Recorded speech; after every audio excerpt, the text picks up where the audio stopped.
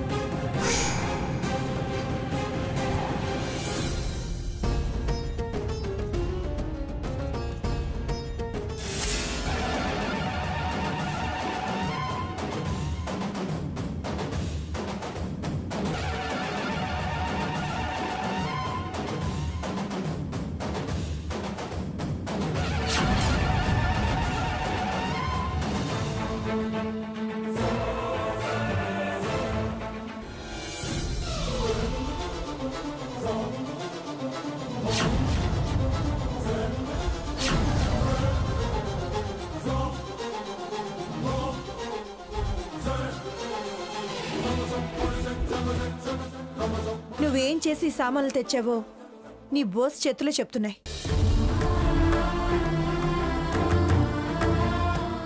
సీత, ఇదిగో గాజులు వేసుకో.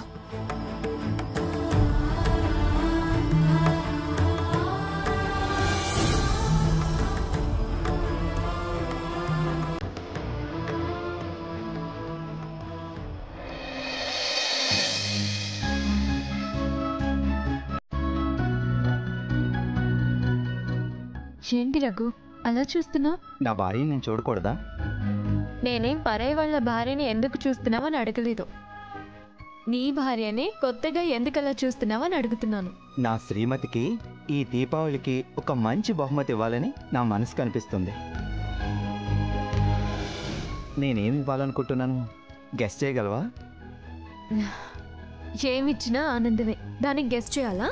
ఊరికే సరదాగా గెస్ చేయి చూద్దాం.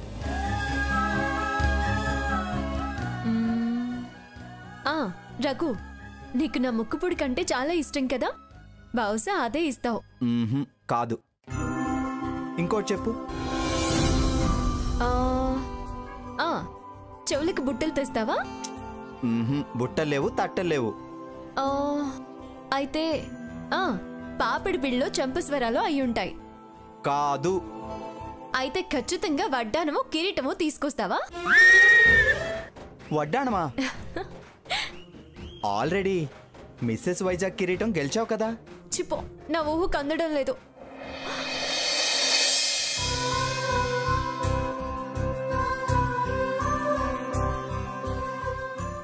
ఆహా, ఏమి సరసం, ఏమి సంతోషం.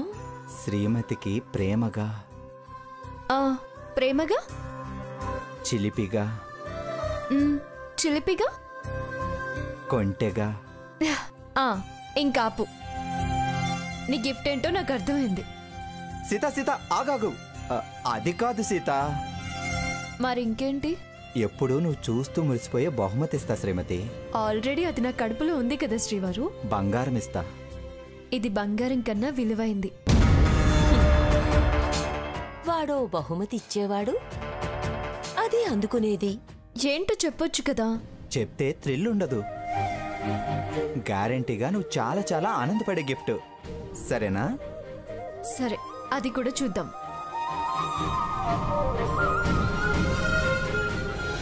వీడేం గిఫ్ట్ తెస్తాడో చూడాలి. వీళ్ళిద్దరి మధ్య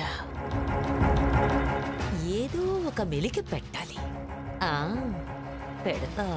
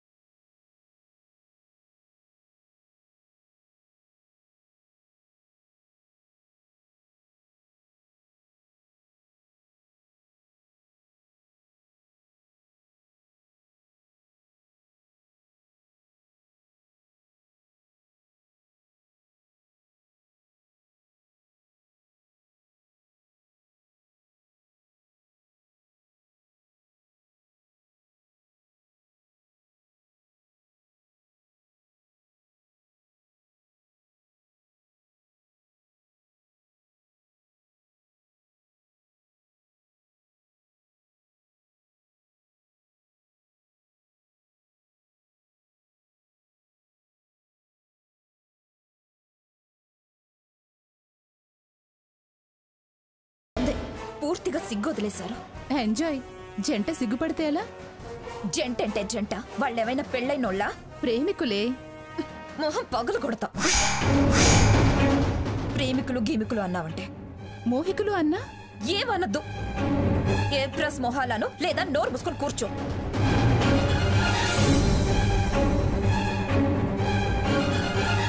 అక్కడ కొబ్బరి బొండాలున్నాయి సాకేత్. ఓ ఓకే.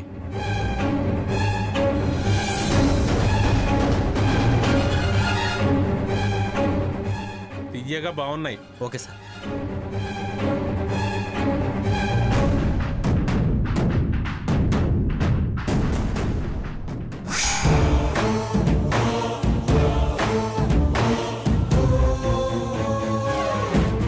రెండు కొబ్బరి బొండాలు ఇవ్వు. అలాగే.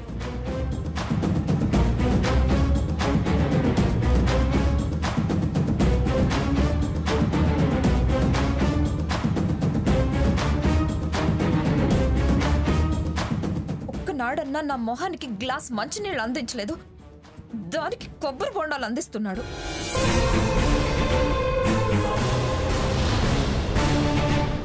నువ్వు అడిగుండో ఆవిడడిగింది. నీ బొంద ప్రేమ ఉండాలే. అక్కడ ప్రేమ ఉన్నట్టే కదే. మోజు ప్రేమ కాదు. ప్రేమ లేందే మోజుండదు కదా. నువ్వు బాగకు, తొలకై పగులుతుంది. మోజు వేరు, ప్రేమ వేరు. వాడుకొని వదిలేయటం మోజు. అలా అయితే నువ్వెందుకు ఫీల్ అవుతున్నావు? అది వదలకుండా తగులుకుంటుందని నా బాధ. నాకు దాహంగా ఉంది, మనము వెళ్ళి తాగుదాం రావే. ఉసే ఉసే బుర్రలేందానా? వెళ్ళి తాగగలిగితే ఈ దాగుడు మూతలెందుకే? మనం వచ్చేది వాళ్ళకి తెలియకూడదనే కదా ఇలా చాటుగా దొరకకుండా ఇలా వస్తున్నాం. అసలు నేను చాలా కన్ఫ్యూజన్ లో ఉన్నాను. ముందు నా కన్ఫ్యూజన్ క్లియర్ చేయవే. ఏంటి అది? నువ్వే సాకేత్ ని వద్దనుకున్నావు కదా, మళ్ళీ వెనకాల పడుతున్నావేంటి? డెసిషన్ మార్చుకున్నావా లేకపోతే వేరే కారణం ఏదైనా ఉందా? అసలు అతను ఎవరితో తిరిగితే నీకేంటే? ఈ ఫాలోయింగ్లు ఇవన్నీ ఎందుకే? నన్నెందుకు కాదనాలి? అది నాకన్నా ఏ విషయంలో గొప్ప? మీర్జాపురం అనగానే అటు మొగ్గు చూపడమేనా? నో అనుకున్నాక మొగ్గు ఎటైతే నీకెందుకే? అది పెళ్లి చేసుకుంటే నీకేంటి? నన్ను కాదని దాన్నే కాదు, ఎవరిని చేసుకున్నా అది నాకు అవమానమే. నేను వాళ్ల ముందు తక్కువైనట్టే. నాతో కలిసున్నా విడిపోయినా స్వర్ణ మొగుడిగానే ఉండాలి, అలాగే చలామణి కావాలి. జీవితాంతం ఆ పేరుతోనే మిగిలిపోవాలి. మరొకరు మా ఆయన భార్య అయినా మరొకరికి తను భర్త అయినా నేను సహించలేను. ఇదేం లాజిక్కే? నీ మట్టి బుర్రకు అర్థం కాదులే, వదిలే. ఇది వరకు హారతి కొంగు ఇలాగే పట్టుకోబోయాడు. తరిమితే అసలు ఇక్కడ లేకుండా మకావే అమెరికాకు మార్చేసింది. దీన్ని కూడా అలాగే కొడితే మీర్జాపురం వదిలి మాల్దీవ్స్ కి వెళ్ళాలి. ఏంటో నువ్వు నాకు అస్సలు అర్థం కావడం లేదు. నష్టమేం లేదు.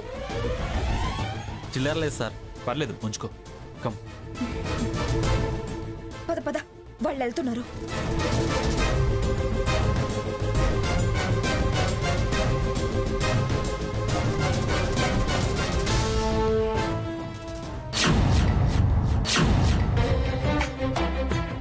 ఈ దీపావళికి అమ్మవారిని బ్రహ్మాండంగా అలంకరించి చక్కగా పూజ చేసి వచ్చిన అతిథులందరికీ ఏ లోటు రాకుండా చూడాలండి. అలాగే మంగా. మేడం, ఏమిటి? ప్రతి ఏటా రాజావారు దీపావళికి చిన్నరాణి గారికి బంగారు గాజులు కానుకగా ఇస్తారు. వీటిని దేవుడి దగ్గర ఉంచి పండగ రోజు చేతులకు వేసుకోవటం ఆనవాయితీ. రాణిగారు లేరు కదా, మీ చేతులతో దేవుడి దగ్గర ఉంచి వారొచ్చాక ఇస్తారా? మంచి కార్యాలకి అభ్యంతరాలే ఉంటాయి. ఆనవాయితీ ఆనవాయితీనే. బాగుంది. దైవం, భక్తి, శ్రద్ధ అన్నీ మంచి పద్ధతులే మీర్జాపురం వారివి. ఇలా ఇవ్వండి.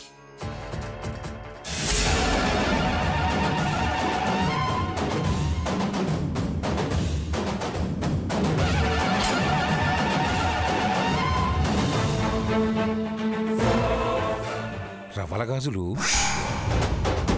రాజులు కదా. ఏమండి?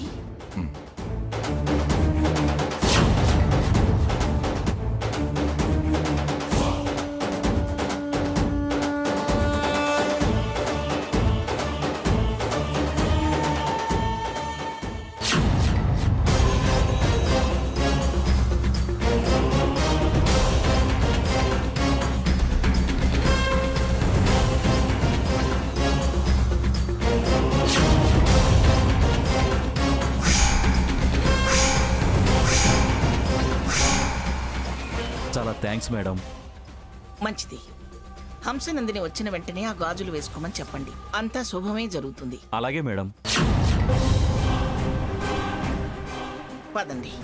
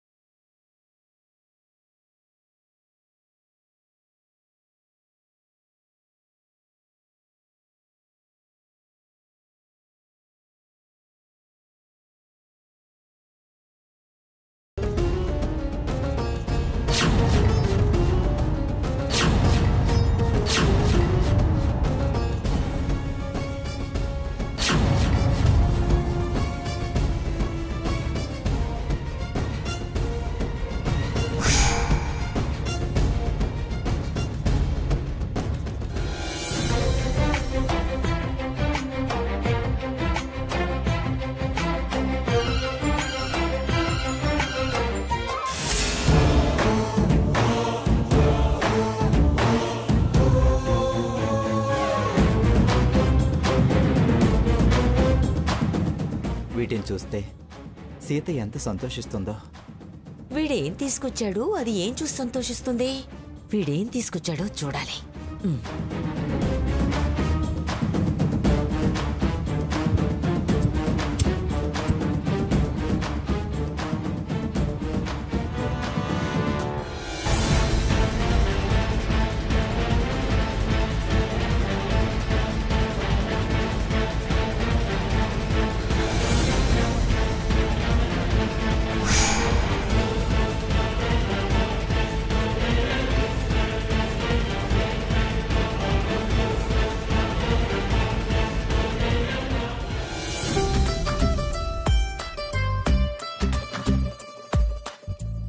సీత, ఏంటి రఘు, ఏదో దాస్తున్నావు? అబ్బే ఏం లేదు, ఏం లేదు. ఆ చెయ్యి, ఆ వెనకాల దాచిన చెయ్యి. ఇదా? ఏముంది? ఆ చెయ్యి చూపించు. అబ్బా ఏం లేదు, ఏం లేదు సీత. రెండు చేతులు చూపించు. ఇదిగో ఏం లేదుగా. లేదు, ఏదో ఏం ఉంది. లేదు రఘు. అరే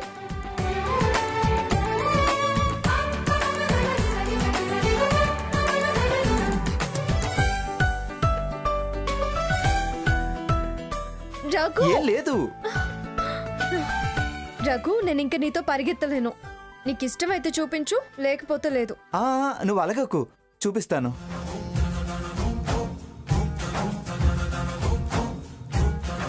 నీకు గిఫ్ట్ ఇస్తానన్నానుగా, అదే ఇది. ఏం గిఫ్ట్ చూపించు. నీకిచ్చేదేగా. మరి చూపించొచ్చు కదా. అంత తొందర ఎందుకు బంగారం? ఏది ఎప్పుడు ఇవ్వాలో నాకు తెలుసు. ఇచ్చేటప్పుడే చూపిస్తాను.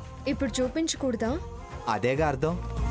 పండగ సంతోషం, గిఫ్ట్ ఇచ్చిన సంతోషం కలిపి అప్పుడే చూడాలనుకుంటున్నాను. అయితే ఓకే. నీ కోరిక నేను మాత్రం ఎందుకు కాదనాలి? అలాగే కానివ్వు. సీత, ఎంత ఓపిక పడితే అంత థ్రిల్. సరే అన్నానుగా.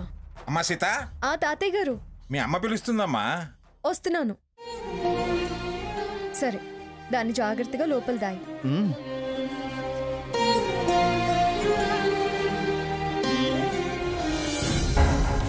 ప్రతి ఏటా రాజావారు దీపావళికి చినరాణి గారికి బంగారు గాజులు కానుకగా ఇస్తారు. అక్కడ గాజులే, ఇక్కడ గాజులే. ఈ గాజుల్ని మెయిన్ పాయింట్ చేసి ఏదైనా గేమ్ ప్లే తయారు చేస్తాను. మనసులో ఏదో ఆలోచన కదులుతుంది.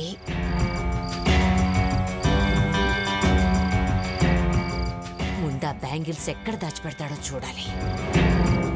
ఆ తర్వాత ప్లే ఎలా నడపాలో అప్పుడు చూస్తా.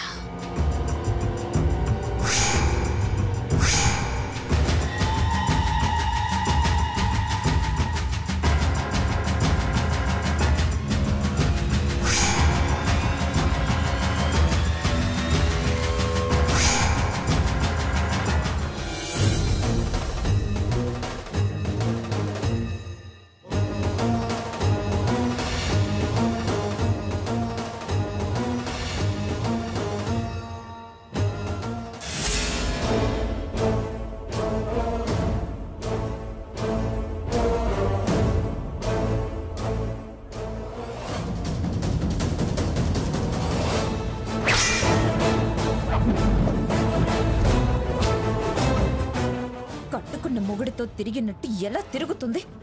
ఎంత బాగా ప్రదక్షిణాలు చేస్తుంది అది ఎట్టి పరిస్థితుల్లోనూ అమ్మవారికి హారం వేయడానికి వీల్లేదు. ఇంత దాకా వచ్చాక ఇక నువ్వేం చేస్తావే? ఎంత దాకా వచ్చినా అసలు విషయం ఆ గాజుల హారం వేయటం కదా. అది అమ్మ మెడలో పడకుండా చేయాలి.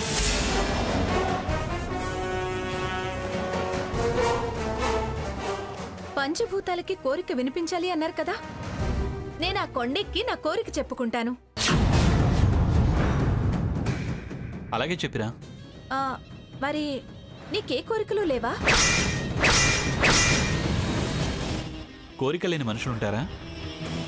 మరి నీ మనసులో ఏముంది? ముందే చెప్పకూడదు కదా. అయితే నువ్వు రా, ఇద్దరం ఒకేసారి కొండెక్కి మన కోరికలు చెప్పుకుందాం. సరే పద వెళ్దాం. ఎంత బరి తెగించింది. దాని కోరికేదో అది ఏడవచ్చు కదా. ఈయన గారిని ఎందుకు లాక్కెళ్ళటం? డూడు బస్ వన్నలా ఎలా వెళ్తున్నారో చూడు. కమాన్.